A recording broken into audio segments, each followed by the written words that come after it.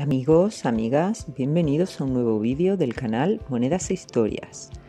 Hoy vamos a ver unas monedas de inversión, las llamadas Britannias, y os voy a dar mi opinión acerca de este tipo de monedas de inversión, me refiero. Vamos allá.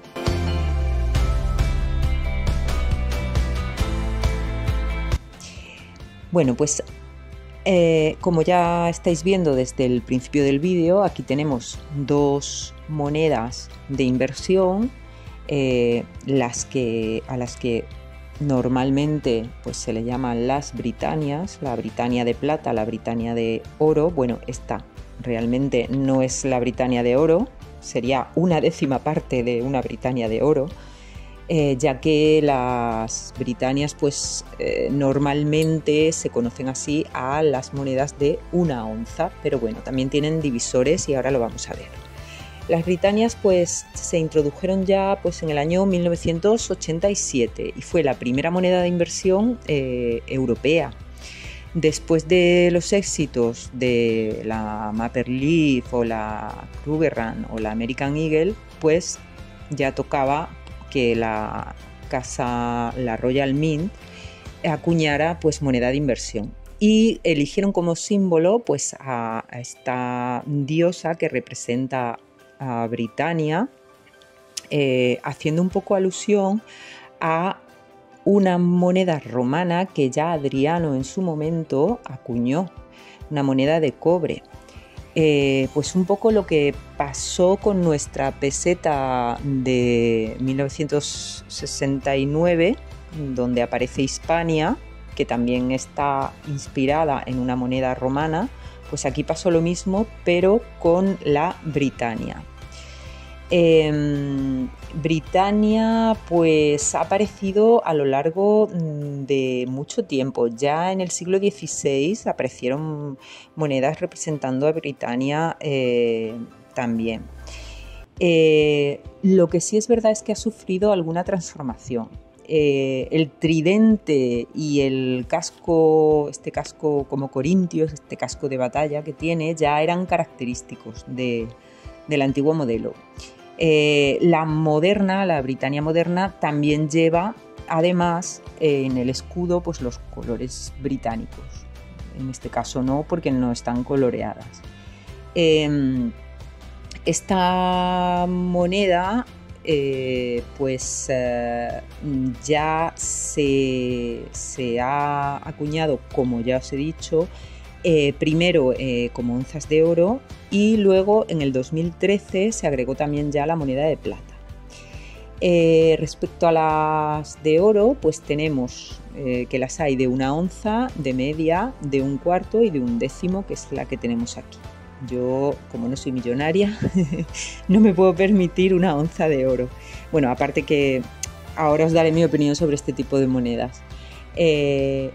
Y bueno, al principio las onzas Britannia se acuñaban a una pureza de 916 sobre 1000, ¿vale? Y ahora ya no, ahora ya es oro 999,9. La moneda, debido al contenido de cobre, que ahora ya es ínfimo, la moneda se reduce y el color ya pasa a ser de un tono más del oro puro. El diseño de esta moneda lo han ido modificando con los años, aunque se parecen mucho, y el cambio más importante es el retrato oficial de la reina, que esta reina ha cambiado de retrato oficial un montón de veces, como lleva reinando tanto tiempo. Pero bueno, que sepáis que el origen de esta moneda, ya os digo, se remonta a la década de los 80, y que luego en el 2000 y poco ya surge la de plata. Estáis viendo que es una belleza. Entonces, como moneda, a ver, yo no las llamaría monedas, porque para mí una moneda aunque sí que es verdad que tienen un valor facial, ¿vale? Para mí una moneda tiene que ser algo que yo vaya a intercambiar por algo que yo necesite. Es decir, si tenemos la Britannia de plata, que tiene un valor facial de 2 libras, pero su valor real es de alrededor de unas, no lo sé, ¿cuántas libras serán? ¿Vale? 30 libras o 20 alguna. Pues evidentemente yo no voy a ir al supermercado a comprar pan con esta moneda. Por tanto, estas monedas no están hechas para lo que normalmente se hace la moneda, que es para circular.